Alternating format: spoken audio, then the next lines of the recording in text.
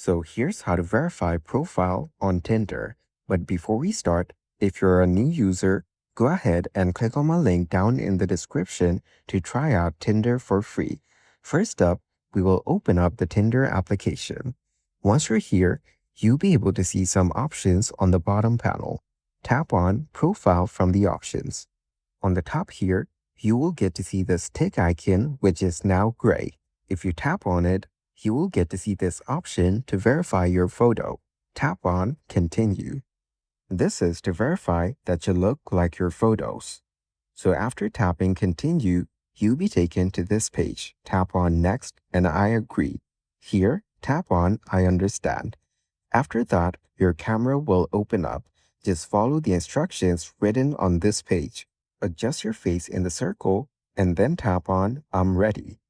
After that, it will take a while before Tinder verifies your profile. And that is exactly how to verify profile on Tinder.